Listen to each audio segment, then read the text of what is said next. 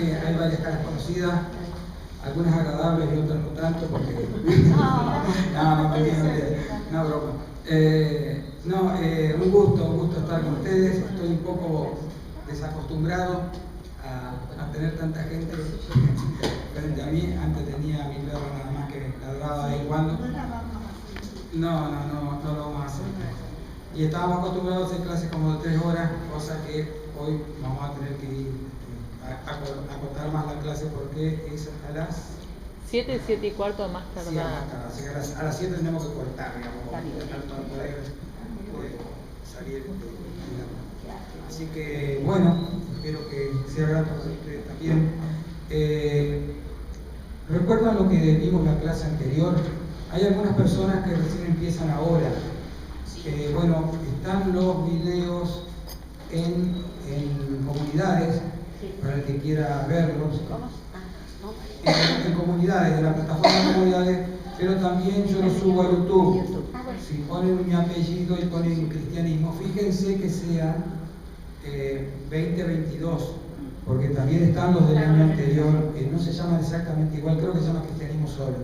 Estos se llaman cristianismo, pero tienen la fecha, y tienen en la placa y todo, tienen el número de clase. Así que, bueno, los que ya son iniciados, si ya hicieron el año pasado, pueden sacar el primero, que es una introducción, ¿no? Y empezar directamente con el segundo. Entonces, el curso es el mismo, de alguna manera tiene el mismo nombre que el curso del año anterior. Sin embargo, estamos viendo temas que no dimos antes. Algunos temas, como yo decía en las clases anteriores, vamos a repetir, pero no de la misma manera, como para que el tema de los evangelios, por ejemplo, que el año pasado dimos una clase para cada evangelio, creo que una más, inclusive. Este año vamos a ver si lo metemos todo en una. Porque aquel que necesite va a buscar los videos del año anterior. Así podemos dar otros temas. Entonces, estamos trabajando. ¿Alguien se acuerda algo de la clase anterior? Estamos trabajando el tema de la apocalíptica y los mesianismos, ¿no? Dándole importancia a los mesianismos, que es lo que a nosotros nos interesa en este momento. La apocalíptica es todo un mundo muy complejo, algo habíamos visto en la clase anterior. La apocalíptica empieza prácticamente en tiempos del exilio, cuando la monarquía se ve librada de su poder, el exilio a Babilonia, y ellos tienen la idea de volver a la tierra prometida que le había otorgado Yahvé. Recordemos que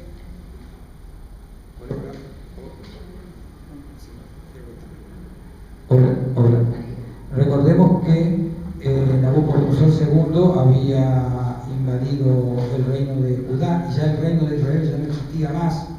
Recordemos que había sido invadido antes por Basilio y los habían deportado. Quedaba el reino de Judá, que fue invadido por Nabucodonosor II, que los lleva el grupo de élite, en realidad no lleva a todos, ni mucho menos, lleva muy pocas personas, de lo que era la población lleva relativamente poco, lleva los cabecillas, por así decir, y desde ahí se empieza a gestar la idea de poder recobrar y llegar al reino de nuevo, al reino del rey David, que fue el rey más emblemático que tuvieron, ¿no? Esto comienza a aparecer ahí, si bien ya hay antecedentes de este tipo de literatura en los profetas de Israel, los profetas de Judá. El corte apocalíptico empieza en el exilio, pero todavía tampoco es apocalipsis, sino que están los elementos que después van a ser reunidos en tiempos del otro imperio que estuvo, que es el imperio Seleucida, que lo nombramos varias veces, que oprimía ya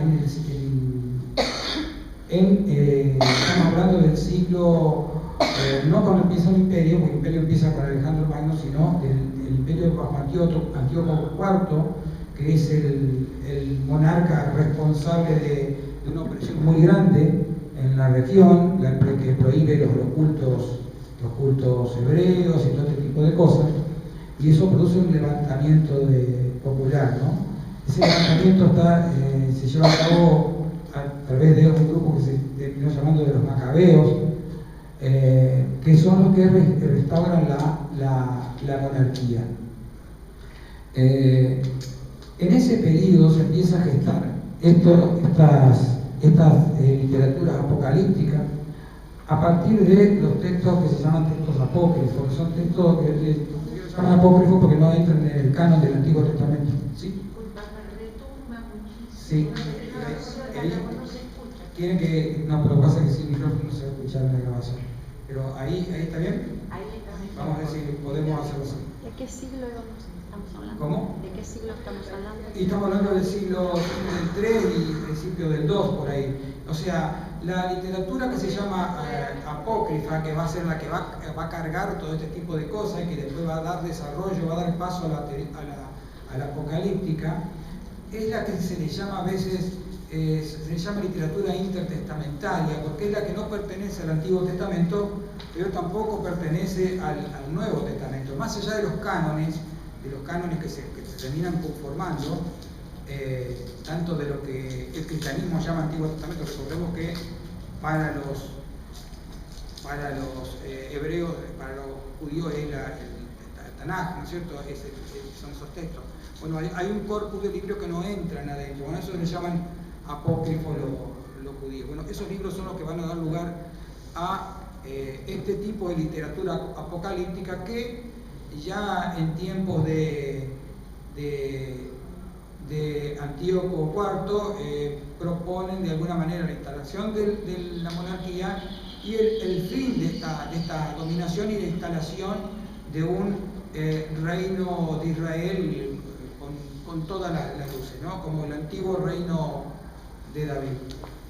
Entonces, el rey, el Mesías, la imagen del Mesías en el Antiguo Testamento prácticamente no existe. O sea, aparece la palabra Mesías, pero no es referido al Mesías como después los cristianos le atribuyen a Cristo, ¿no es cierto? Le atribuyen esa característica celestial de Mesías. El Mesías en el Antiguo Testamento era eso, era un rey capaz de volver a instalar la monarquía, como en tiempos pasados, un tiempo glorioso del rey David. Esa era la idea. Bueno, ¿de qué forma lo iba a hacer? Y bueno, ¿podría llegar a tener alguna ayuda divina? Y sí, seguramente. La tenía. Ahora vamos a ver algunos textos, que es lo que más nos interesa a nosotros, es ver que todo esto que yo estoy hablando está en los textos, ¿no? Entonces, pero también había aparecido la posibilidad de que el Mesías también tuviera, o en realidad se hablaba de otro Mesías que iba a luchar conjuntamente, que era un Mesías de la casta sacerdotal.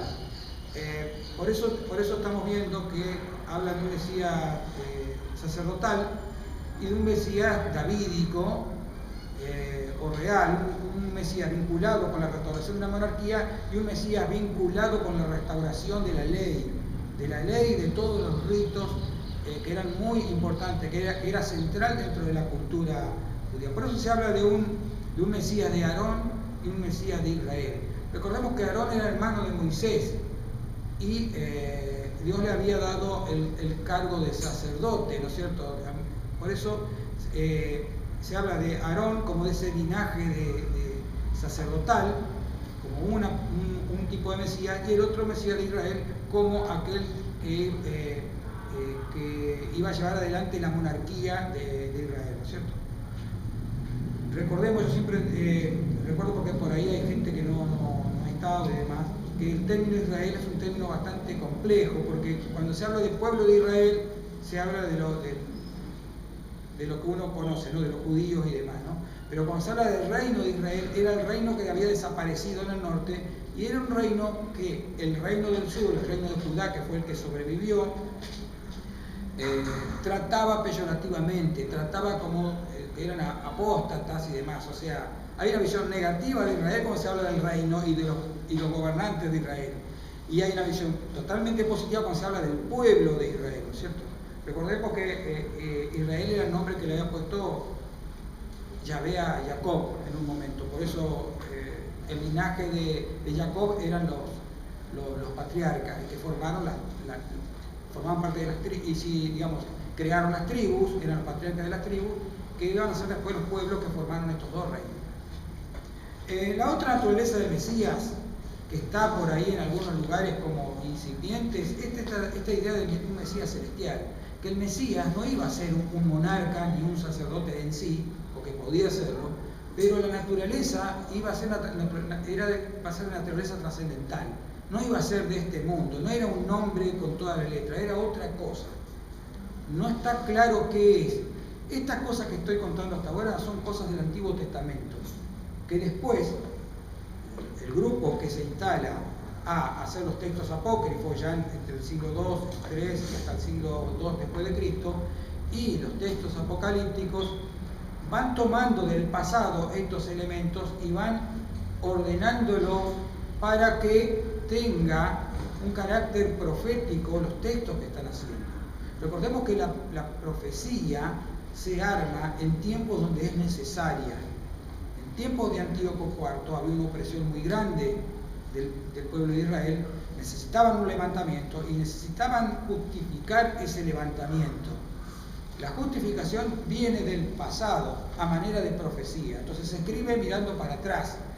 Habitualmente la profecía tomaba una personalidad del pasado y como si esa personalidad hubiera escrito eso, que estaría de alguna manera profetizando lo que estaba pasando en la actualidad, lo que le daba legitimidad de acción. ¿Se entiende? La profecía no es solamente una cuestión religiosa, sino fundamentalmente política o religiosa. Ellos no tenían diferencia en ese caso. Las diferencias, la separación entre política y religión las hacemos nosotros. En realidad, en la antigüedad y en algunos lugares, la política y la religión son parte de lo mismo, ¿no? No existía, ni siquiera existe la palabra religión. Yo le había comentado que en la Biblia no existe la palabra religión. No existía. O sea que era todo una forma de vida política, social, era todo lo mismo. Entonces, pero ¿cómo sí. era la organización social? ¿No era como los griegos? ¿Cómo? La organización social, ¿cómo era? ¿No era como la de los griegos? No, era diferente. No, ellos tenían cuando la cosa venía bien, tenían un rey que lo organizaba y tenían un sumo sacerdote que estaban en vinculación con el rey, y bueno, y trabajaban por tribus y clanes. Recordemos que los jueces eran jefes de los clanes. Eso, cuando se habla del periodo de los jueces, era cuando los jueces tenían poder. Uno de estos jueces era Sansón, era uno de estos jueces, se dice que era un juez, ¿no es cierto? Tenían elementos tipo clanes, que por consenso, por convenios y demás llegaban a acuerdos. Pero fundamental, la ley. Quien no cumplía la ley estaba fuera de toda posibilidad de socializar, ¿no es cierto? La ley era fundamental. Entonces, dentro de la apocalíptica había dos tendencias, que es más o menos lo que estuve hablando. Yo me fui adelantando un poquito porque estoy como mentalmente un poco apurado. Sí, porque no tenemos el tiempo que teníamos habitualmente. Entonces, un desenlace final de la apocalíptica, habíamos hablado también en las clases anteriores, que hablaba de alguna escatología. Escatología era ese desenlace final. Escatología quiere decir lo último, el final de algo, lo escatológico, ¿no es cierto?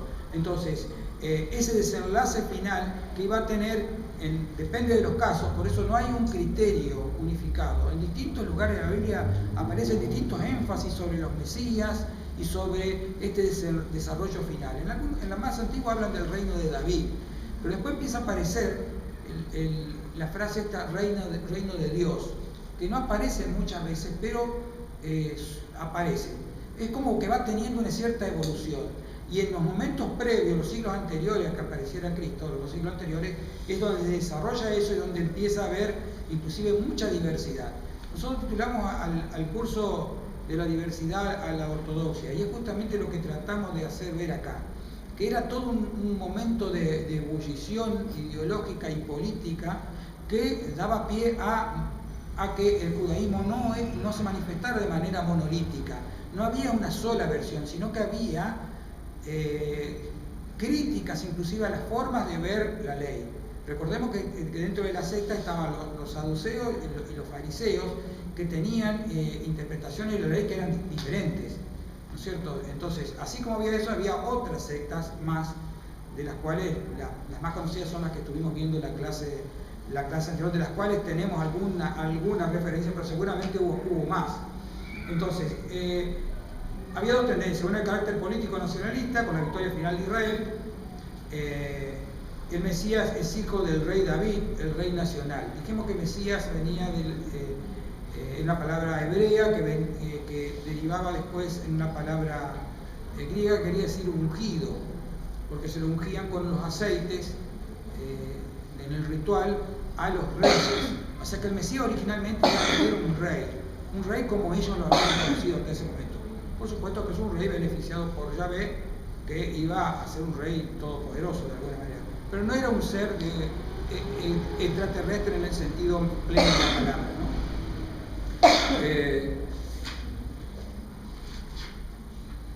En cambio, la otra visión tiene una carga de moralidad muy importante, esta universalista, ¿no? Habla de la salvación, inclusive de la resurrección. El Mesías, ahí yo puse el Mesías cuando existe, porque no en todas las apocalípticas existe el Mesías. A veces la apocalíptica, la escatología, el desenlace final lo va a llevar adelante el mismo Yahvé, o mensajeros de Yahvé en todo caso, pero no una figura humana o cuasi humana como sería el Mesías, ¿no es cierto? No hay un único criterio, por eso estoy hablando de un momento de muchísima diversidad ideológica y de muchísima crítica interna, particularmente a aquellos que manejaban el templo, ¿no es cierto? Los rituales del templo, las exigencias de las leyes, que eran un montón de leyes que eran imposibles de cumplir, estas leyes que contemplaban lo moral, pero también las dietas alimenticias y demás, el comportamiento, de todo, eran muchísimas leyes y era imposible de cumplir. Todas estas cosas van a dar pie después a la aparición a la aparición de lo que va a ser este cristianismo de la época de Jesús. Yo cuando hablo de cristianismo de la época de Jesús, trato por ahí de no llamarle cristianismo, porque ese no es el cristianismo. El cristianismo es lo que aparece después. O sea, Jesús no era cristiano. ¿Se entiende? El cristianismo es una visión que se tiene bastantes años después de la muerte de Jesús sobre Jesús. Pero no es efectivamente lo que hizo Jesús. Jesús hizo judaísmo en todo caso. Era una secta, formaba parte de una secta judía que tenía una visión particular sobre estas cosas, ¿no? Y era muy crítico a los rituales. Ciertos rituales mantenía, pero otros no. Entonces era un momento conflictivo en el interior. Por eso hablamos de que la diversidad que va a ser el cristianismo primitivo tiene su origen en la diversidad propia del judaísmo de la época en que se movió. Había muchas opiniones diversas. Esto de la salvación de los individuos y de la aparición del infierno, por ejemplo, ahí, más allá que de la aparición inclusive de un mundo futuro, más allá de la implantación del reino de David concreto que se pensaba en el Antiguo Testamento, acá hay mucha de esta idea del final de los tiempos escatológicos con miras a una lucha cósmica inclusive, por seres que no son de la Tierra, que no son de este planeta. Y cuando hablo que no son de la Tierra, cuando hablo de extraterrestres, por favor no me metan en la línea de los extraterrestres ancestrales porque no vamos a pelear. No, algún día tendríamos que dar una clase y tomar alguno de esos temas y darle la visión histórica a esas cosas, ¿no? De todas maneras, esto cósmico, esto del más allá, viene justamente de la influencia persa, algo también comentamos.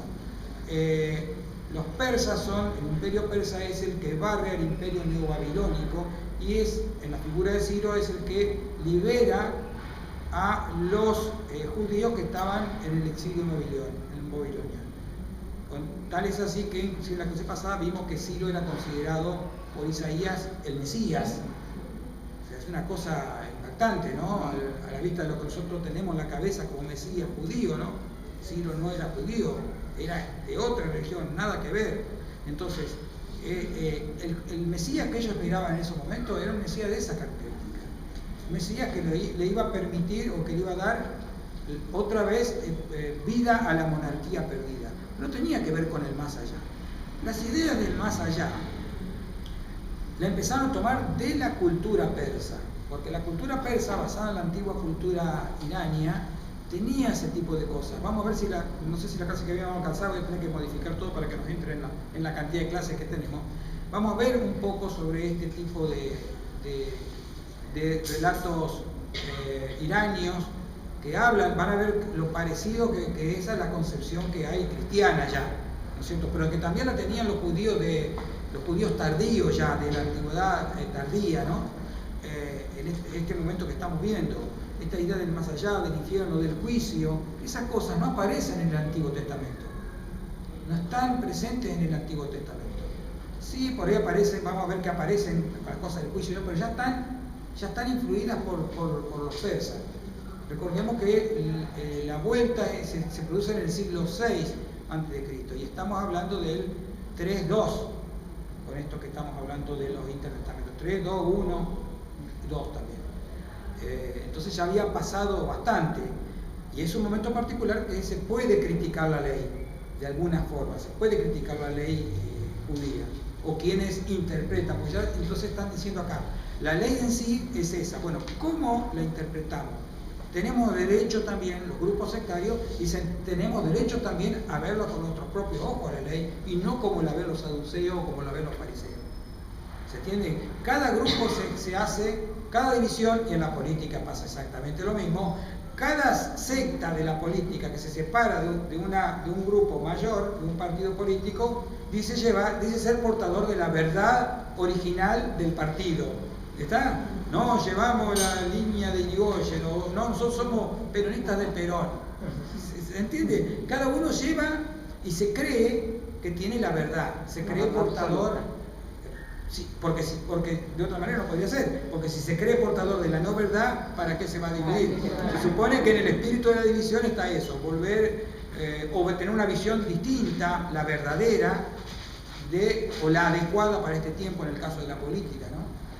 Bueno, ellos tenían ese tipo de legitimidad propia al irse dividiendo.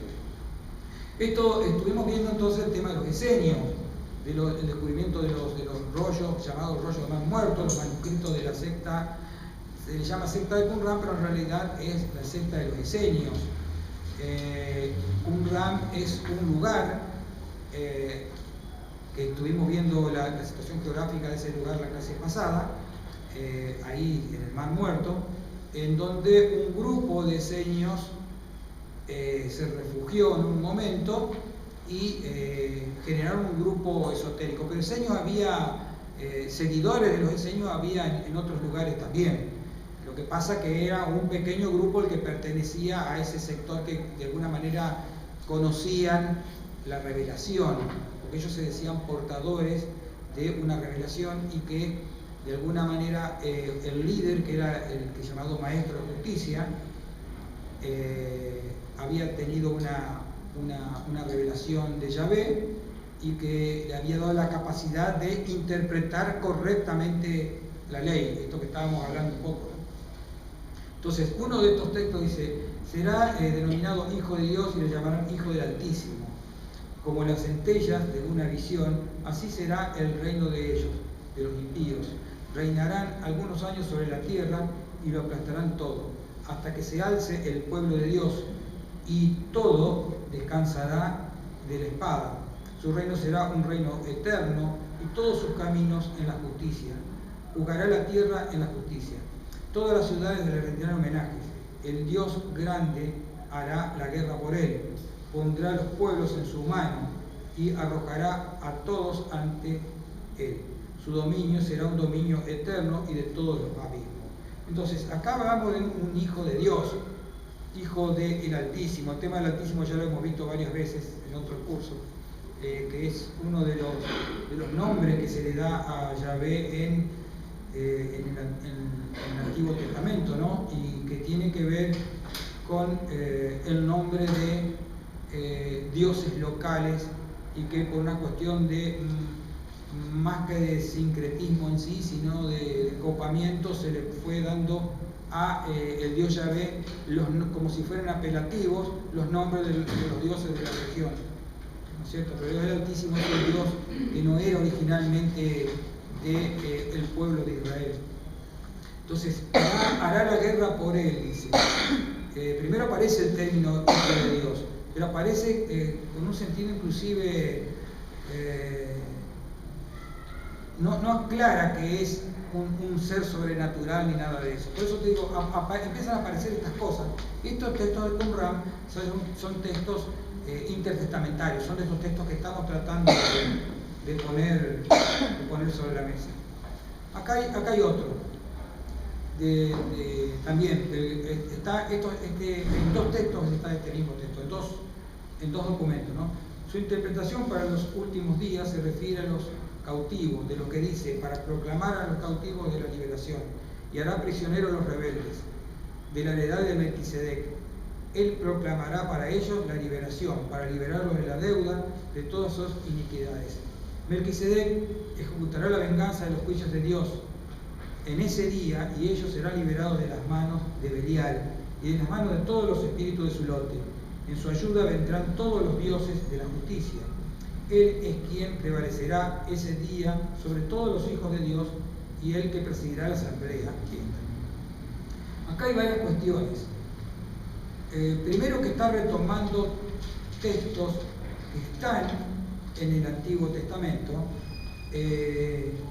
como estos dioses de la justicia y la asamblea. En otros cursos hemos hablado más de esto, justamente porque ahí se puede ver restos de un politeísmo antes de la implantación del monoteísmo a ultranza de Yahvé. Porque Yahvé no puede tener una asamblea, no puede haber dioses de justicia, si hay un solo Dios. Estos son residuos, de alguna manera, de las antiguas creencias de los judíos, antes de ser monoteístas, que por algún motivo o por otro han quedado, y bueno, este texto se hace eco de esos pasajes del Antiguo Testamento, para ponerlo ya en otra clave, en la clave de una lucha final. Aparece acá la venganza de los juicios de las manos de Belial. Belial es un personaje que comienza a aparecer de forma tardía, y es el que después va a ser para los cristianos Satanás, o el demonio, o el diablo, ¿no es cierto? Tiene varios nombres, depende el grupo que escriba, los textos le dan otro nombre, pero esto es plena herencia de la cultura persa. Dijimos que el monoteísmo a ultranza de los judíos, más en la antigüedad, ¿no es cierto?, no le permitía la existencia de otros dioses o de otras figuras que compitan con la categoría de Yahvé, de divinidad. Existían los ángeles, pero siempre fueron una cosa un poco rara, no se sabía bien qué eran, se supone que son como una especie de asistente. A los ángeles los toleraron, ¿no? Pero el tema de los ángeles caídos son muy posterior, son ya tardíos, y también son herencia de la cultura persa instalada ya en Mesopotamia, ¿no es cierto?, y en la región. Yo digo persa, pero no se imaginen Persia, sino imagínense ya en esa misma región, los persas ahí, instalados con su cultura. Entonces, esta lucha del bien y del mal, que ha tenido una larga proyección, porque cualquier cosa que ustedes vean, de corte de fantasía, en series, todo el tema del superhéroe que volvió a surgir con una potencia comercial importantísima, viene de acá, no de acá de los judíos, viene de la herencia irania. Los iranios son indoeuropeos, no son semitas ni nada de eso. Los iranios son venidos del norte, de la zona de la India, y la lengua de los iranios se emparenta más con la de nosotros que con la de los judíos. La lengua que nosotros hablamos son lenguas de origen indoeuropeo, Estos indoeuropeos son un pueblo hipotético que se supone que han creado de alguna forma los filólogos y demás, y que es una proyección hacia atrás de la evolución de las lenguas. Bueno, entonces si esta lengua tiene elementos de esta otra, es pariente de esta otra, se van para atrás como si fuera un árbol genealógico al revés y llegan a un pueblo que le llaman los indoeuropeos, que no se sabe bien qué es. Se sabe en qué región pudo haber nacido por el tema del mapa de lenguas que hacen, pero bueno, nosotros derivamos de esa lengua, en cambio los semitas no, derivan de otras lenguas. Tengo una pregunta. Sí. ¿Cómo estás? Muy bien. Jesús, ¿eres seño? Uy, pará, tengo uno de estos, no sé si vamos a llegar hoy. Hay un libro, Jesús. Sí, eso es una de las cosas a las que queremos llegar. Creo que hoy no vamos a llegar, pero podemos hablar de esto. Pero sí, ya vamos a tratar ese tema. Entonces, todo este tipo de la lucha del bien y el mal viene de ahí. Y en este momento servía mucho, porque había que atentar contra el mal que era el imperio. Después, por supuesto, que eso se va a ir desplazando. Cuando entran los romanos, para algunos el mal van a ser los romanos. ¿Se entiende? Se va desplazando. Hay que ir buscando de alguna manera el enemigo para legitimar el levantamiento. Otra cosa más. Lo tenemos acá a Melquisedec. Melquisedec es un personaje un poco extraño. Porque acá aparece, fíjense, Melquisedec ejecutará la venganza de los juicios de Dios.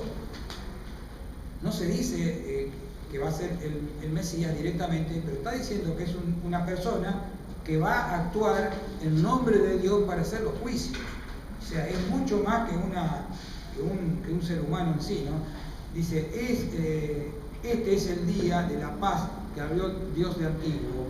Ella, la comunidad, ha sido apartada de Belial. Porque se decía que el mundo actual estaba, por así decir, poblado por el mal, en contraposición con el mundo celestial, que era el mundo de Yahvé, de Dios, ¿no? Entonces había que apartar, en un momento iba a haber una desenlace final que se iba a apartar el mal de la tierra, iba a haber un juicio, con premios, con castigos y resurrección, y demás, ¿no? Diciendo, Sión, tu Dios reina. Sión es la congregación de todos los hijos de la justicia, los que establecen la alianza, los que evitan marchar sobre el camino del pueblo. Melquisedec, que los librará de la mano de Belial. Bueno, acá puse una pequeña etimología de la palabra Belial, que algunos creen que significa sin valor, porque así se le llamaba a algunos bandidos y demás, ¿no? Se les llamaba como que no tenían valor, o un valor malo sería, un valor negativo. Algunos piensan que Belial significa eso. Y puse algo también sobre Melquisedec, porque Melquisedec también habíamos visto en otro curso, que vimos toda la línea, la genealogía desde el punto de vista de la Biblia, cómo arma la genealogía de la Biblia. Y bueno, Melquisedec aparece porque una vez sale al encuentro de Abraham, cuando Abraham sale de Mesopotamia y va a Palestina, y le sale al cruce Melquisedec, que era el rey de la ciudad de Shalem, y que no se sabe bien cuál es. Algunos relacionan la ciudad esa con Jerusalén, ¿no? Pero tampoco no se sabe bien. Y es sacerdote de El Elión. Ustedes piensen, Dios el Altísimo. El Elión es como se lo llama a Dios en otros lugares, lo estuvimos viendo recién. Fíjense que a Abraham se le aparece Yahvé, pero el nombre de Yahvé recién aparece cuando Moisés sale de Egipto. Recién ahí aparece el nombre, ese extraño nombre en clave que significa Yahvé, que muchos piensan, dice que yo soy el que soy, ni siquiera es un nombre. Entonces, este sacerdote es el sacerdote de El Elión, que como yo le decía, está presente en otros textos de la región que no son judíos. Por eso estos son como dioses cooptados. Los nombres de estos dioses están cooptados después por el monoteísmo, ¿no? Pero en hebreo se ve esto. Así tampoco Cristo se glorificó a sí mismo, haciéndose sumo sacerdote, sino el que le dijo: tú eres mi hijo, yo te he engendrado hoy. Vamos a ver que esta frase aparece. Esta es una cita de algo de la Biblia, y estamos en el Nuevo Testamento, en el Antiguo Testamento, ¿no? Y estamos en el Nuevo. Como también dice en otro lugar: tú eres sacerdote para siempre según el orden de Melquisedec. O sea, cuando Dios le da esta categoría, le dice que es hijo de él a Jesús, y cuando lo instala como sacerdote, no lo instala como sacerdote de Aarón, que hubiera sido lógico, sino como sacerdote de Melquisedec, que es algo bastante extraño. Y Melquisedec es el que aparece en los textos de Qumran, aparece no como rey, sino ya como una cosa extraña, cumpliendo las veces como si fuera un Mesías, ¿no es cierto? Un ser superior. Por eso es algo bastante extraño. Pero tengan en cuenta que la profecía hacía eso. Daniel, por ejemplo, del libro de Daniel, que está escrito en el tiempo aproximadamente en tiempo de los macabeos y todo este tiempo que estamos hablando, los siglos anteriores inmediatos a la aparición de Jesús. Daniel es un personaje del Antiguo Testamento, no es muy conocido, que vivía en Babilonia. Pero claro, se lo trajo para acá y se lo hizo profetizar la autoridad. También Melquisedec es probable que haya sido eso también, traer esa personalidad que estaba en la Biblia y que había quedado medio difusa y darle una categoría inclusive profética, ¿no es cierto? Puede ser parte del mismo procedimiento. Con respecto al tema de los profetas, tenemos que esto sería como una especie de profeta ideal, ¿no es cierto? En Isaías 52, este es el segundo Isaías. Recordemos que Isaías está escrito por 3 grupos reaccionales distintos, habíamos hablado algo de eso, este es el segundo. Es algo que los cristianos tomaron para darle forma a su Jesús guión Cristo, a su Jesús Mesías.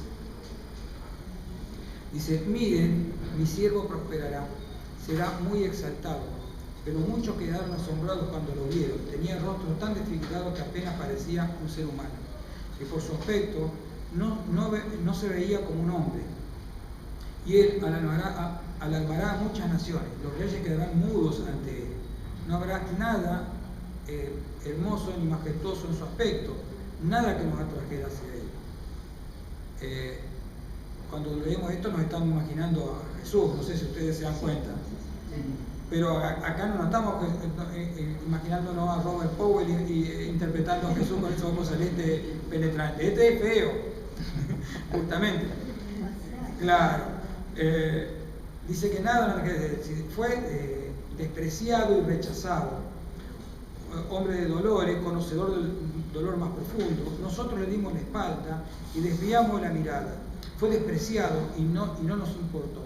Sin embargo, fueron nuestras debilidades las que él cargó, fueron nuestros dolores los que lo agobiaron, y pensamos que su dificultad era el castigo de Dios, un castigo por sus propios pecados, pero él fue traspasado por nuestras rebeliones y aplastado por nuestros pecados. O sea, un cristiano actual ve esto y ve como una profecía de Isaías hacia la venida de Jesús. Porque Jesús, de alguna forma, es un Mesías, pero un Mesías fracasado. No llevó ningún reino de David, ni nada parecido. Entonces, después vamos a entrar un poquito más en lo que es la formación de cristianos, pero lo que hacen los seguidores de Jesús es capitalizar la muerte de Jesús. Jesús fracasó en apariencia, porque en realidad va a venir otra vez, y ahí es donde va a instalar el reino divino, ¿no? ¿Y por qué sufrió? ¿Por qué pasó eso si era el Mesías? Y bueno, de alguna manera toman esto de Isaías y lo transforman en una especie de profecías para de alguna manera justificar el fracaso de Jesús en la tierra. ¿Se entiende? Entonces, está profetizado, o sea, la forma que los cristianos, escribiendo ya sobre Jesús, recordemos que los primeros escritos sobre Jesús son de Pablo de Tarso, anteriores a los evangelios, y son yo le dije en la clase pasada, son del año 50 más o menos.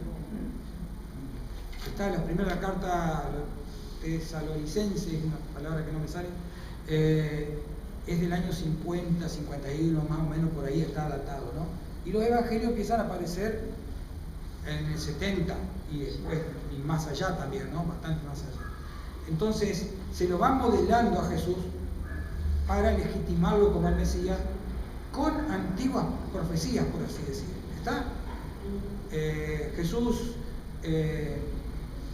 supuestamente, no sabemos nada históricamente de Jesús, pero se pueden de alguna manera intuir ciertas cosas.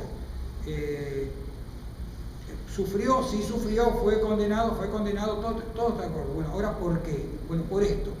La interpretación, los hechos son una cosa y las interpretaciones son otras. ¿Está? Por eso se busca en el pasado una legitimación a manera de profecía por lo que pasó. Si Jesús no hubiera sufrido, esto no hubiera tenido ningún sentido. Esta es la imagen de lo que se llamó el siervo sufriente del Señor. No es un Mesías en sí, porque dijimos que en esa época los Mesías no existían como tales. Eran reyes en la época de Isaías, escribe prácticamente en el exilio. Era otra cosa. También es herencia mesopotámica, porque en Mesopotamia existían, digamos, algunos libros dicen herencia persa, en realidad es herencia mesopotámica. Los persas la toman y la llevan más allá también, ¿no? Porque toman elementos de Mesopotamia. Y resulta que habíamos visto también en otro curso que existen divinidades que sufren, divinidades que mueren y divinidades que también resucitan, como en el caso muy conocido de Dumuzi Tamuz. Dumuzi Tamuz, Dumuzi en sumerio y Tamuz ya es en lengua acadia, por eso se llama Dumuzi Tamuz. Depende de la época que tomemos los textos, son o acadio o son sumerio. Era consorte de la diosa Inanna Ishtar y bueno, sufre la muerte. La historia ya la hemos contado mil veces, hemos analizado los textos y todo. Nada más le estoy adelantando que este tipo de divinidades que sufren, que mueren y que resucitan ya existían. Era un elemento bastante común en Mesopotamia, ¿no? Fíjense que hay un texto de Ezequiel, que cuando el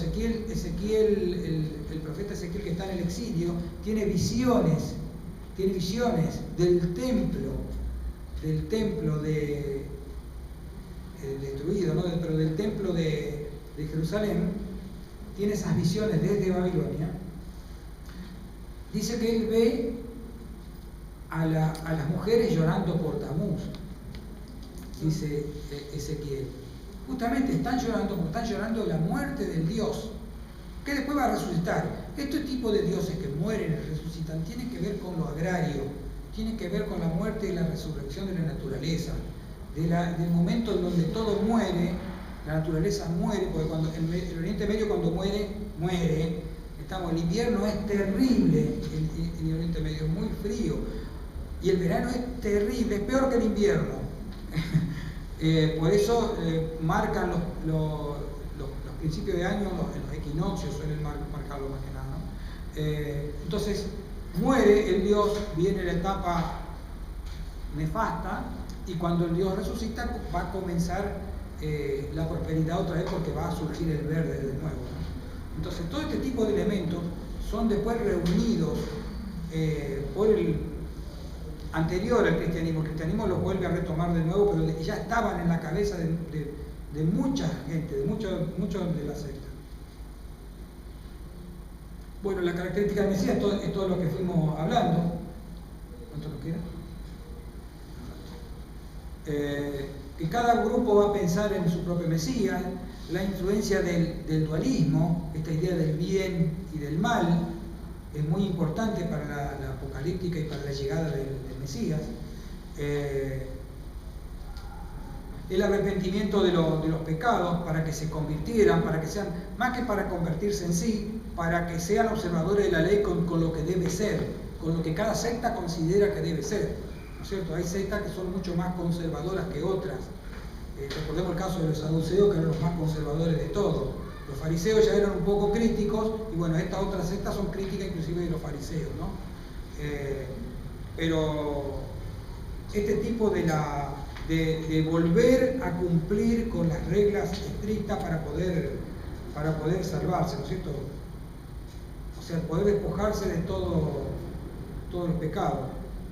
Bueno, la llegada del momento del Mesías, y eso se va a manifestar en un tiempo determinado. Esto del tiempo determinado justamente es lo que más descabezó a la gente, porque ¿cuándo iba a pasar eso?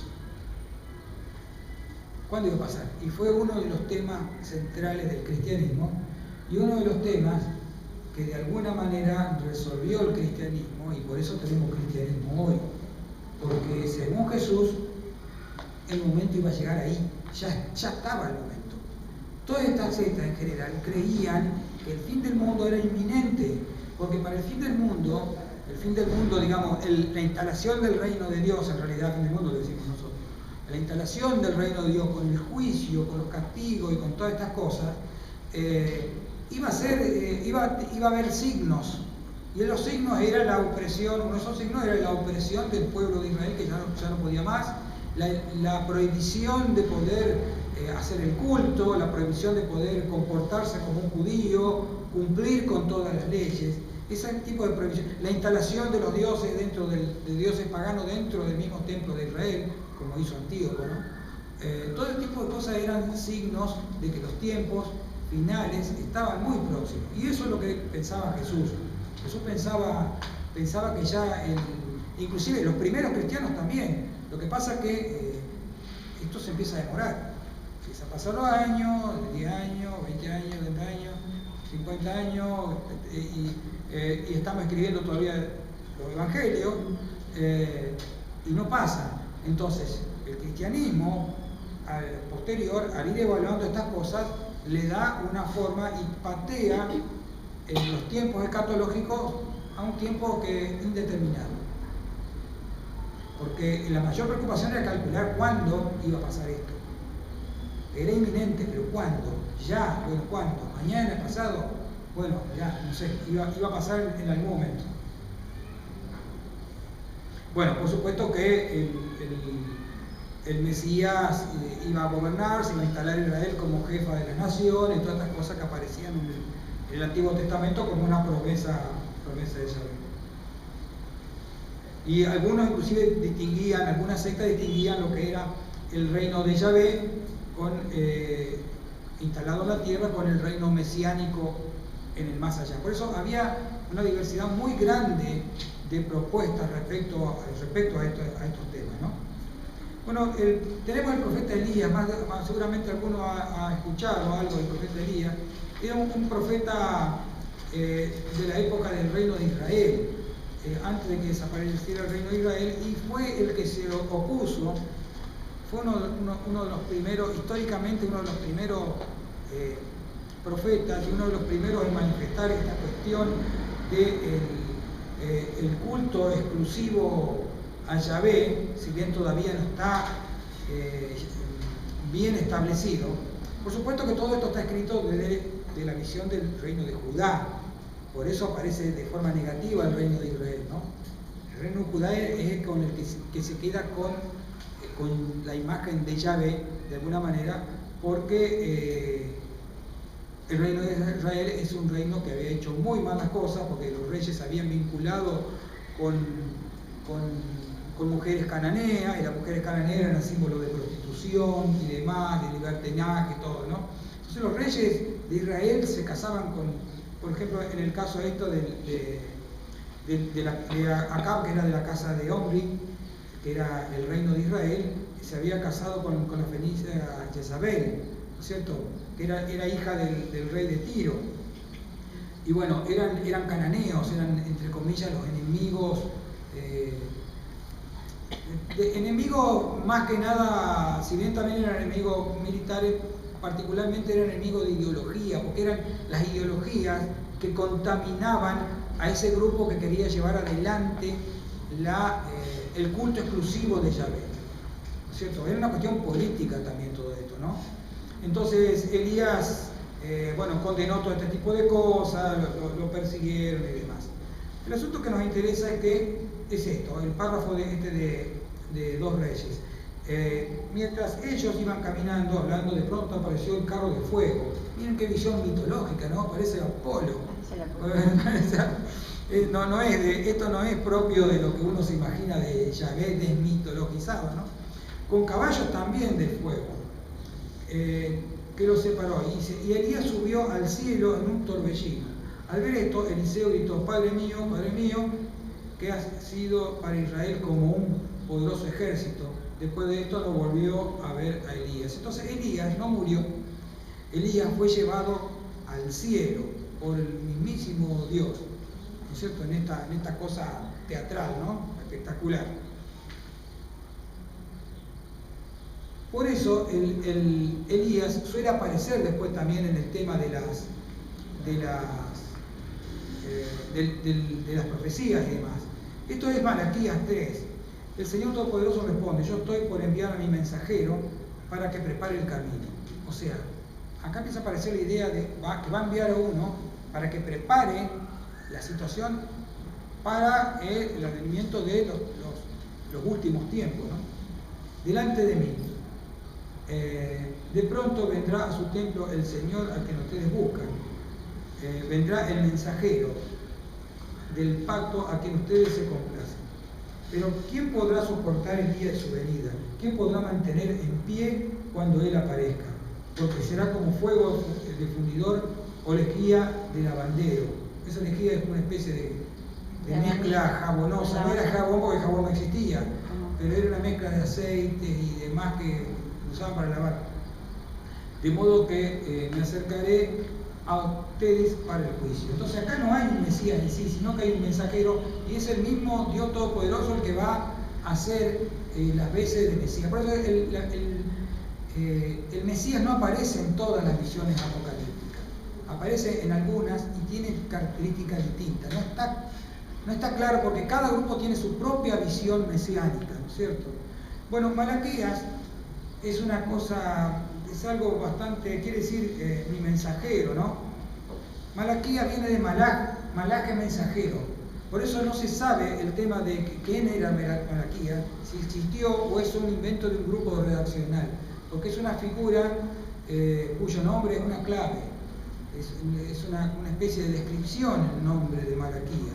Malach es mensajero o trabajo, que en griego es ángelos, y ángelos es ángel para nosotros.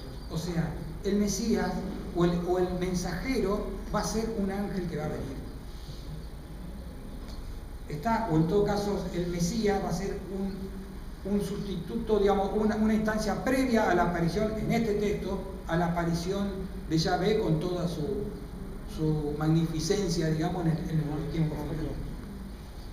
Bueno, ahí puse la fecha de composición aproximadamente, ¿no es cierto? No es como para tener, pero tampoco se sabe mucho. Pues mirad, viene aquel día que arderá como un horno.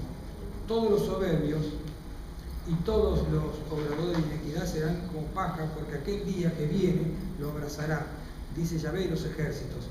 Este Yahvé de los ejércitos es otro apelativo, ¿no? Shebaot, en algunas Biblias aparece así. Yahvé de los ejércitos, sin dejar de ellos ni raíz ni rama. Mas para vosotros que teméis mi nombre se levantará el sol de justicia, que en su sala traerá la salvación. Y pisotearéis a los impíos, pues serán como ceniza debajo de las plantas de vuestros pies. Aquel día que yo preparo, dice Yahvé de los ejércitos.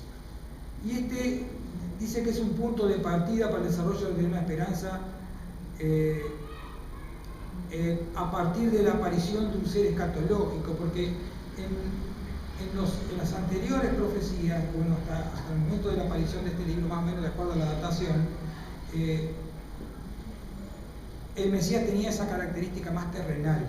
En este caso aparece un ser que no es de la tierra, este ser el angelical, ¿no es cierto?, que aparece, ¿no? Y el mismo Yahvé, que es el que va a llevar adelante el propio ojo.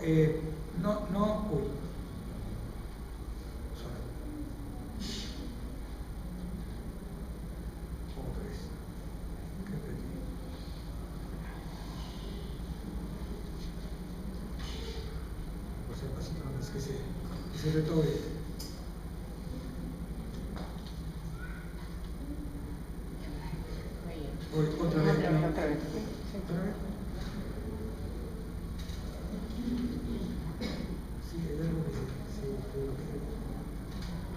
lo que yo quería señalarle, por eso quise volver, a ver si no me paso por ahí. Por ahí. Lo que yo quería decirle es que Malaquías aparece personificado en muchos lugares, pero no, realmente, digamos, los expertos no saben en realidad quién es, si existió, si no existió, nada, como muchos, ¿no? Pero en este caso mucho menos, porque es una, lo pone como si fuera un profeta, pero tiene características angelicales, tiene características que no son terrenales. Por eso no se dejen engañar por las imágenes, no, ninguna de esas imágenes es auténtica, por supuesto, ni mucho menos, porque hay cosas que no se pueden ratificar. Dice en Malaquías 4, miren ustedes, voy a enviarles al profeta Elías, acá aparece Elías, ¿no es cierto?, tomado y traído, ¿no? Antes que llegue el día del Señor, y será un día grande y terrible.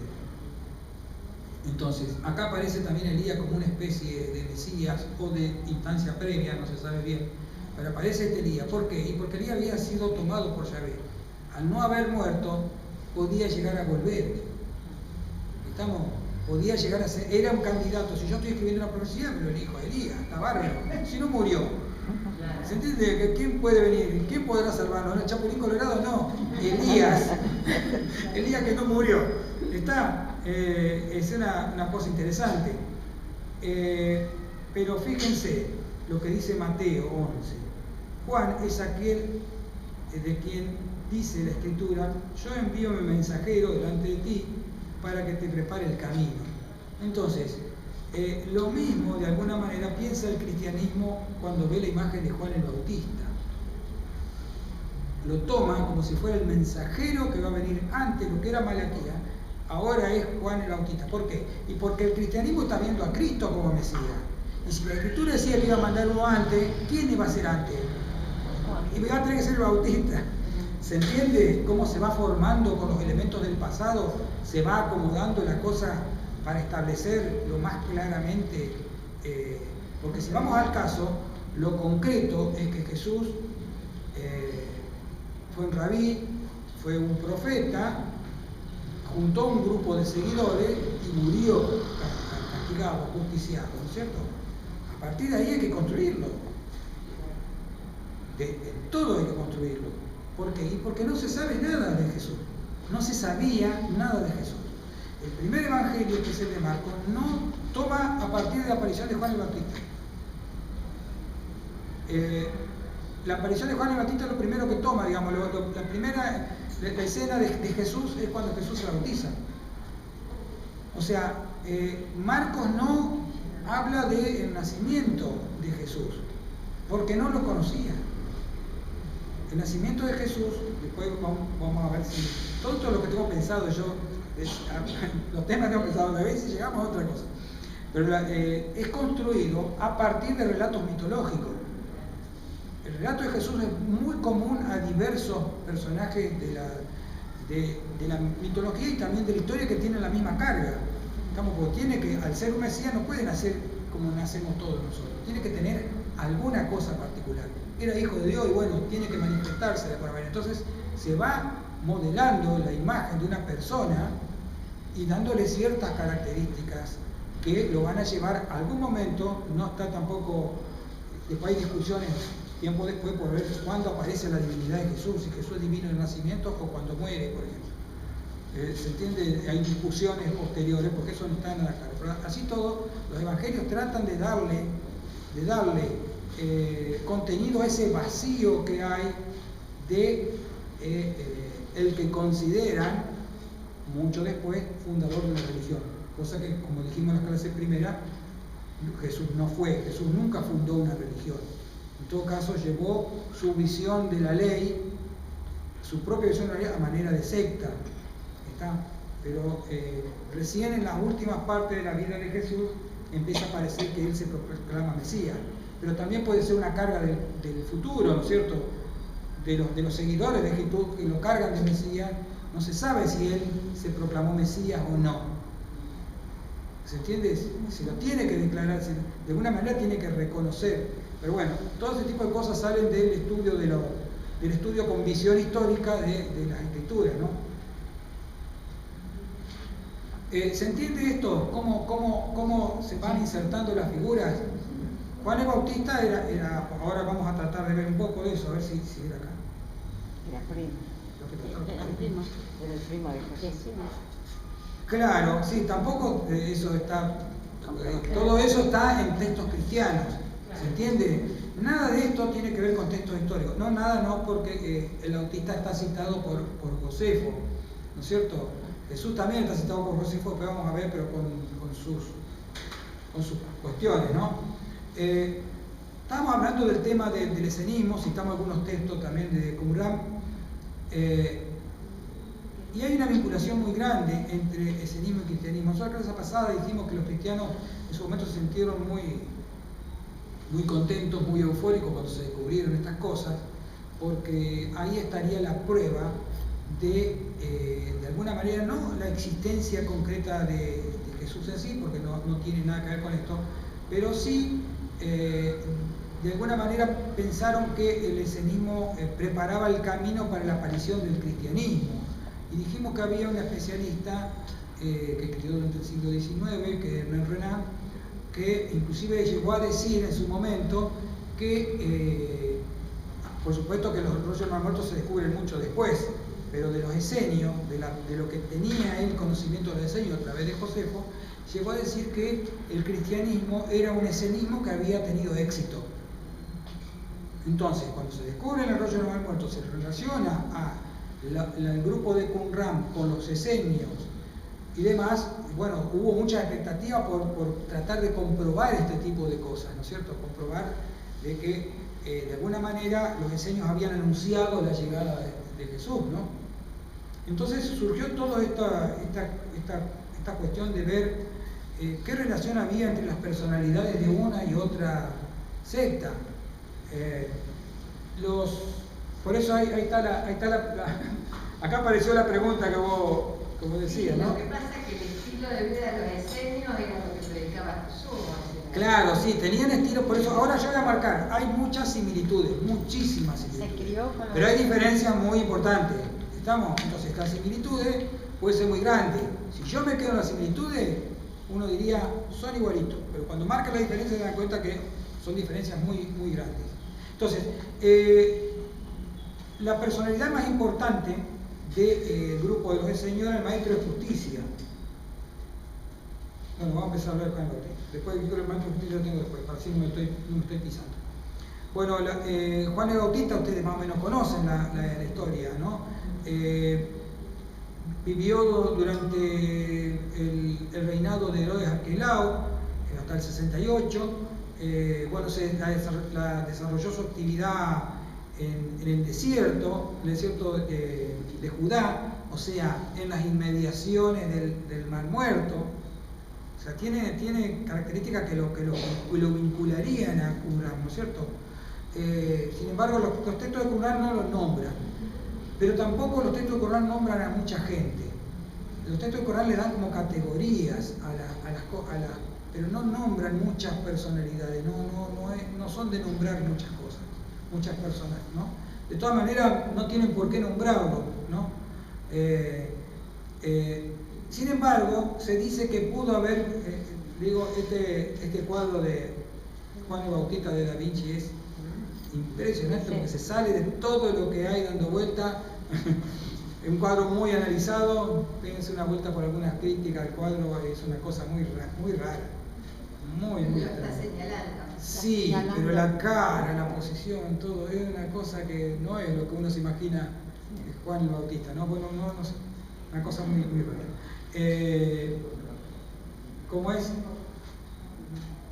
que muchos piensan que no sería extraño que haya pasado un tiempo con los esenios, que haya tomado muchos elementos y después ya se haya hecho su propio grupo, ¿no?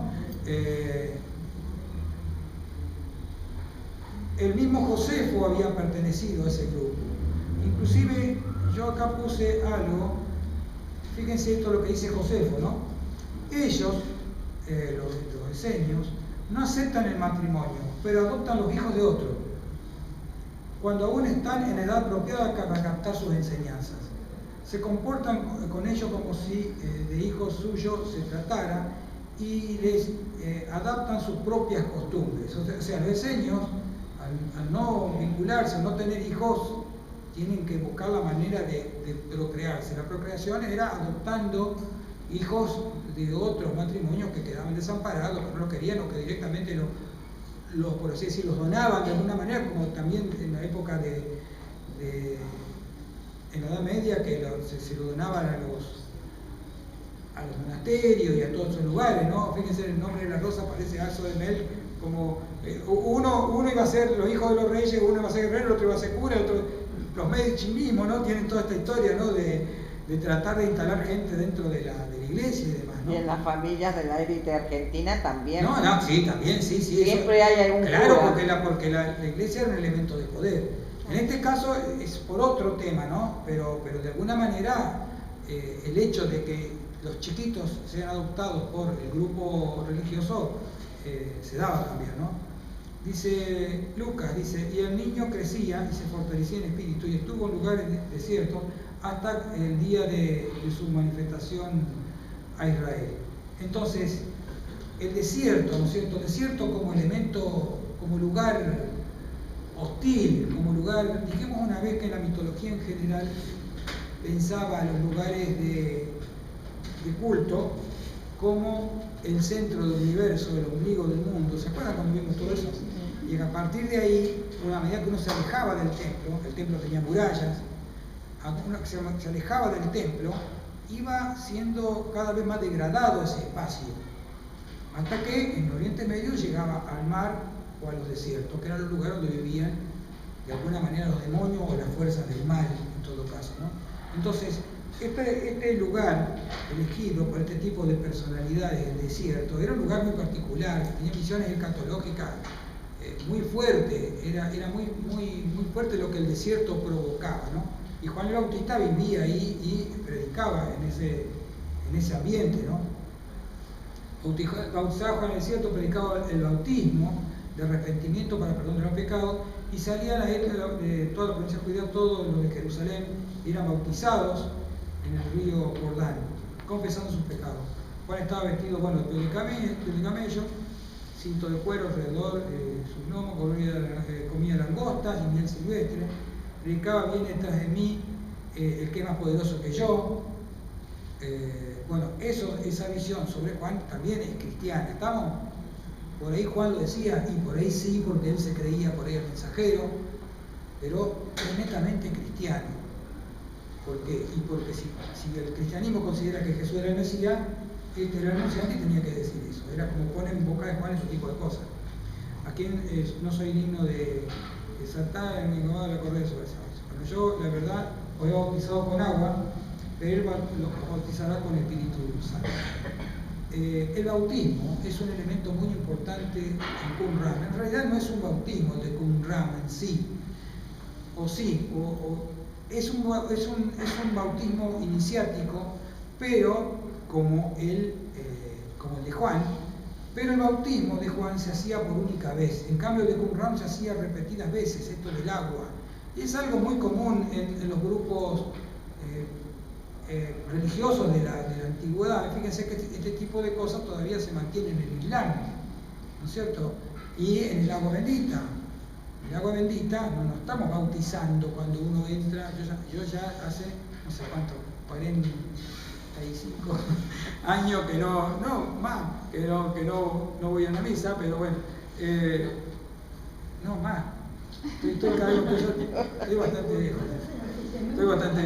Ya estamos en la tercera edad. Así que lo que quería decir es que el bautismo es único. ¿Se entiende? Pero así todo, el agua sigue jugando un papel importante. El agua bendita, el agua para entrar a la iglesia, me tengo que purificar para entrar a la iglesia. Si yo no me purifico, no entro. También, visto en términos mitológicos, el agua como elemento protector para estar en contacto con la divinidad, porque el contacto con la divinidad es peligroso. Acuérdense lo que le dijo Yahvé a Moisés, que no se acercara porque lo podía matar. Como el resplandor de los dioses de Mesopotamia, nosotros tenemos un resplandor divino, que termina siendo el halo después de los santos, todo tipo de cosas, ¿no? Sintetizado, ¿no? pero el agua como elemento purificador, eso es lo que mantenían los de la secta de Curanto. Así que el bautismo de Juan no era igual que el bautismo de los esenios, ¿no? Y por su Espíritu Santo se le une a su verdad, es purificado de todas sus iniquidades. Y por el Espíritu de rectitud y de humildad, su pecado es expiado.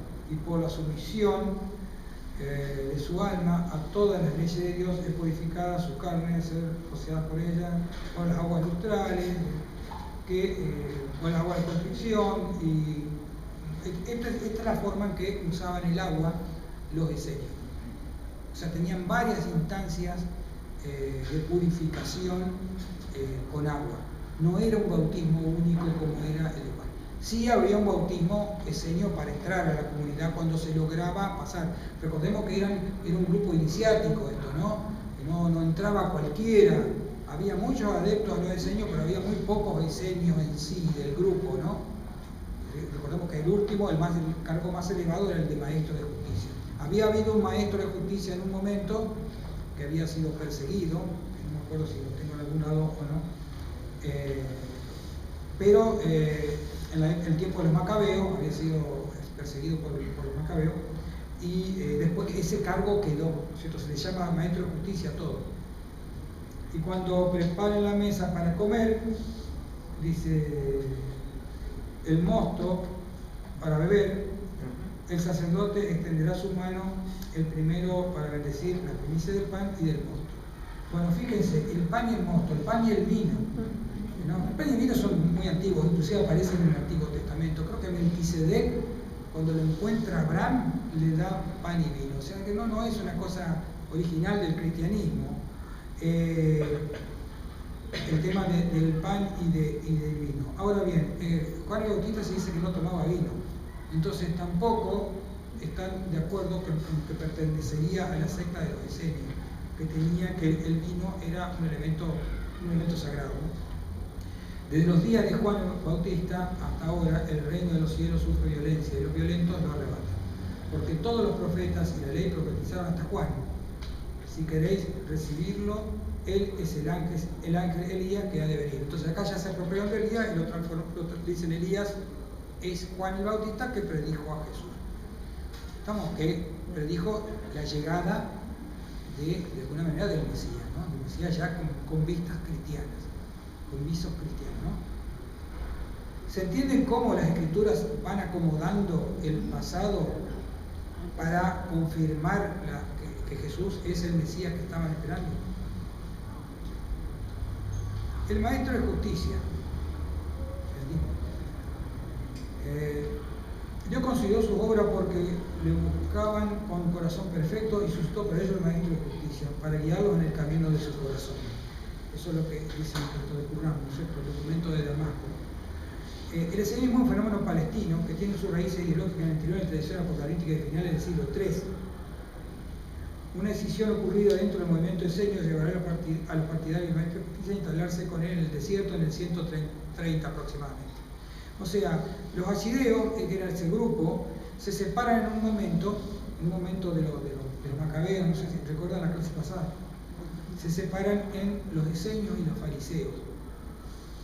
Los dos se instalan en Jerusalén, inclusive los esenios también dentro del templo, pero en un momento se produce que aparece, como es Juan Macabeo, pero no sé si está por ahí. Sí, Jonathan Macabeo. Jonathan Macabeo se inviste con características, se instala como sumo sacerdote y no es sadoquista. Sadoc era un sumo sacerdote del rey David y había generado un linaje sacerdotal importante, o sea, tenían que ser sadoquistas los sumos sacerdotes. Y cuando se instala Jonathan Macabeo, que era el hermano de Judas Macabeo, que había iniciado la revolución, ¿recuerdan lo que quería decir Macabeo? Macabeo quería decir martillador, que rompía las cabezas con más precisión. Bueno, no eran clavos, eran personas las que rompían la cabeza, ¿no? Pero bueno, era era una característica guerrera, ¿no? Entonces los esenios se enojan y cortan con todo eso, porque ellos suponen que el sumo sacerdote tiene que ser un linaje sadoquista. Y aparece, digamos, el maestro de justicia. Entonces los macabeos los empiezan a perseguir, y ahí es donde se dice que se refugian en el desierto, en Qumran, en esta región, y también después terminan ocultando los textos en las cuevas. Las cuevas en realidad no es donde vivían ellos en sí, ellos vivían en una población, pero las cuevas era un lugar secreto donde ellos terminaron ocultando más adelante, ¿no? Estos textos se ocultan después. Entonces, aparece el... Perdón, sí. ¿por qué se ocultaban los textos? Y bueno, se ocultan por las represiones romanas. Los romanos, Solamente salieron los vos pensás que comprobantes. los romanos terminan destruyendo el templo y prohibiendo el culto, haciendo todo este tipo de cosas. O sea, llega un momento, los romanos permitían todas estas cosas, Convivían. Lo que no permitían eran las revueltas. Uno podía, o sea, no es que se los perseguía por la religión. ¿Se entiende? Se los perseguía porque querían instalar un reino independiente permanentemente. Esa era la idea de estos apocalípticos. Algunos pensaban más allá. Por ejemplo, Jesús no actúa contra los romanos. Lo que se puede llegar a leer que se escribió sobre Jesús es lo que vimos en la clase pasada: al César lo que es del César, y a Dios lo que es de Dios, decía, ¿no? Fíjense que no hace un levantamiento, no arenga contra el romano. ¿Por qué? En los diseños también se dice algo parecido. ¿Por qué?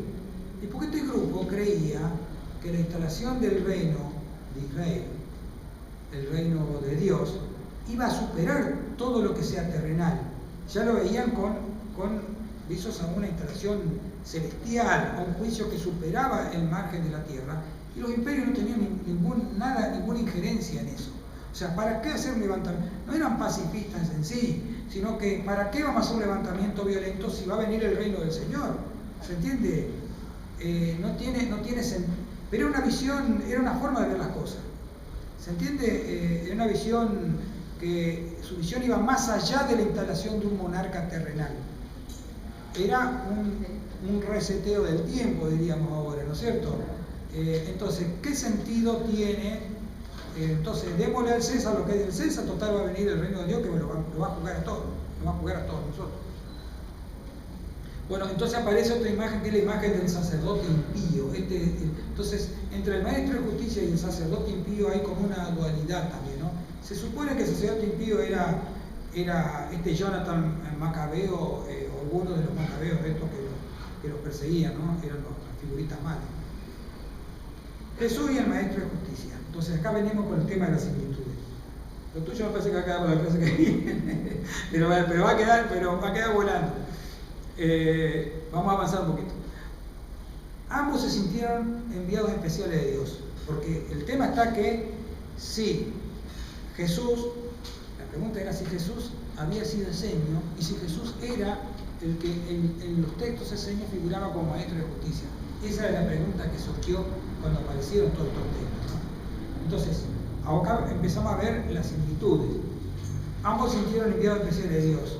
Ambos se consideraron profetas críticos contra Jerusalén y los dirigentes del pueblo, ¿no es cierto? Este pelote que hace Jesús con los comerciantes del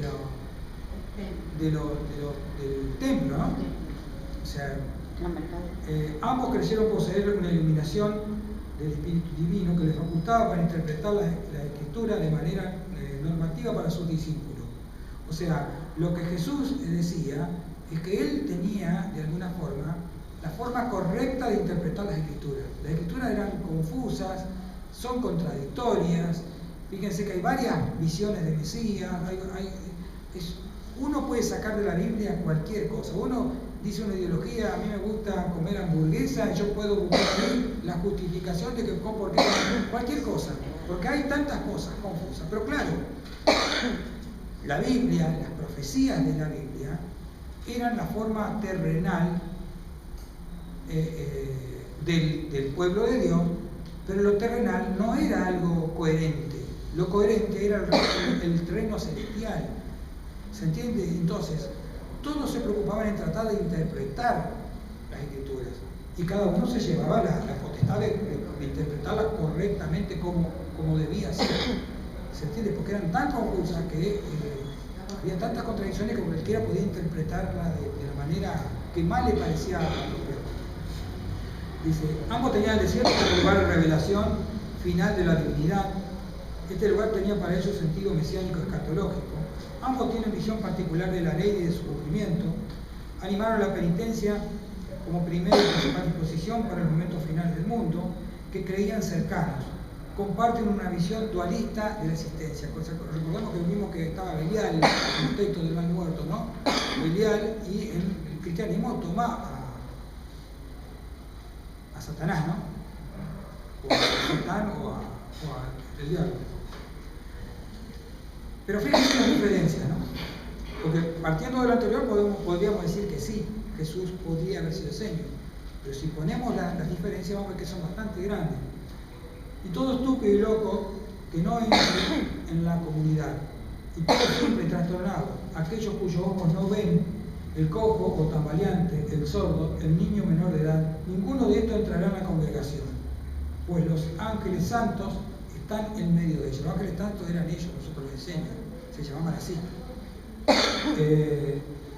Fíjense lo que dice Lucas.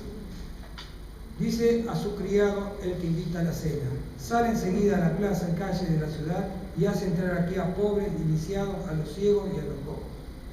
O sea, todos los que los otros dejaban afuera se ve que los invitaron a la cena de esto. Pero fíjense las diferencias. Unos son excluyentes porque son un grupo esotérico. No confundir esotérico con exotérico, ¿no es cierto? Que es todo lo contrario. Esotérico es un grupo cerrado y que entrar a ese grupo requiere una membresía, una aceptación, cumplir ciertas pautas, ciertas pruebas inclusive, ¿no es cierto? Unos son esos pocos que conocen la revelación.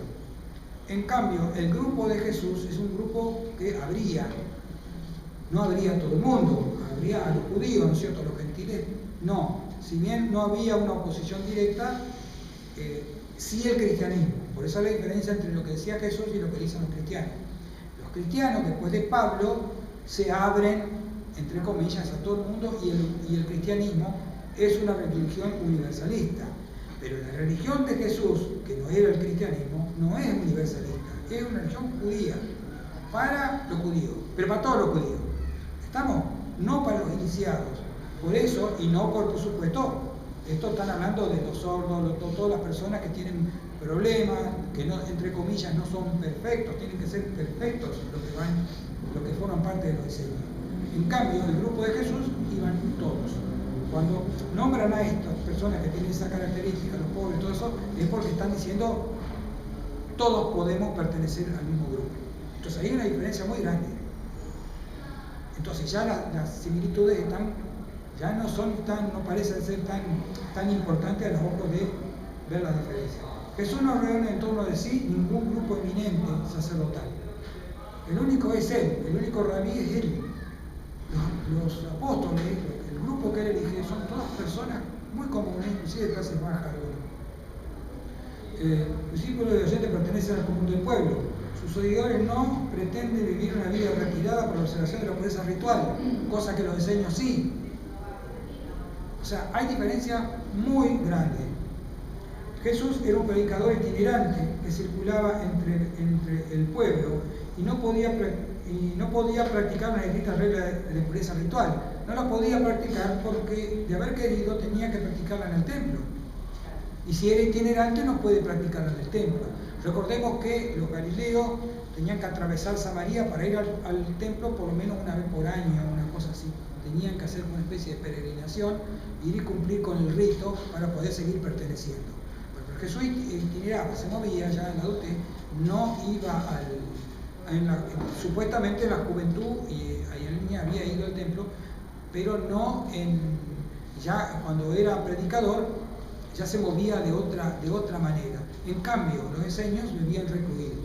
O sea, son características que los diferencian, hacen que las diferencias sean muy grandes. Y no impuso ninguna regla de vida en sí. Jesús tenía una visión moral de la ley y no ritual de la ley. No hacer los sacrificios de animales y todas estas cosas que hacían en el templo. Eso era una cuestión que justamente ahí radicaba la novedad del cristianismo, la novedad de lo que hacía Jesús, pero que tampoco era novedad, porque muchos otros grupos tampoco hacían eso. Entonces, la originalidad del cristianismo no es lo que Jesús enseñaba en sí. Si bien tiene algunos puntos, en realidad eso formaba parte de un caldo de cultivo de una cantidad de grupos distintos, que inclusive se oponían entre sí. El grupo de Qumran entiende la misericordia de Dios esotérica y separatista. Jesús la ve con ojos que contemplan a todo Israel y no un grupo elegido. En ninguna parte se dice del Maestro de Justicia que sea el Mesías. Esa es otra diferencia, ¿no? Ni es presentado como el Mesías sufriente tampoco, para la expiación de los pecados y la salvación del mundo. Su muerte no tuvo un valor redentor, cosa que sí se dice de Jesús. O sea, todas estas cosas que se dicen de Jesús, que era el Mesías y todas estas cosas, y que él iba a perdonar el pecado, todo este tipo de cosas, están tomadas de este siervo sufriente de Isaías. Bueno, el Maestro de Justicia no tenía esas características. Inclusive creo que hay dos versiones de la muerte del Maestro de Justicia, del original, nosotros del primero, ¿no? Después sigo como cargo. Y uno dice que se fue a vivir con los padres directamente, y otro que creo que murió por muerte natural, no recuerdo bien cómo era, pero no tiene una muerte como la de Jesús. ¿Fue uno solo o era un...? No, el Maestro de Justicia, hay un original que es de alguna manera el fundador de la secta, que es el que se separa porque se opone a Jonathan Macabeo. Pero después ese cargo quedó en la cúspide de la congregación. Fíjense que estamos hablando de que este se separa, dijimos hoy, creo que en el 130, dijimos, ¿no? Sí. 130 a.C. Y estamos todavía en tiempo de Cristo y están los esenios ahí, como grupo. Entonces hay un Maestro de Justicia, pero es el que ocupa el lugar del otro, ¿no es cierto? No se saben los nombres, nada, porque no dejan. Bueno, bueno, terminaríamos acá. Porque estamos pasando 5 minutos. Termino acá como para dejarlo acá y vamos a presentar un poquito algunos testimonios de Josefo y de Filón de Alejandría. Bueno, muchísimas gracias por la atención. Espero que hayan entendido algo. Es un tema complejo, hecho con pedazos de otras cosas. No es un tema único, sino que estoy metiendo varios temas dentro de uno, porque tendríamos que dedicarle un curso entero a la apocalíptica, un curso entero al mesianismo. Pero bueno, estamos tratando de que se lleven una idea para que puedan leer algunos textos, que interpreten algunos textos. ¿Estamos? Bueno, nos vemos en la próxima clase. Supuestamente lo hacemos nuevamente acá. Bueno. Sí.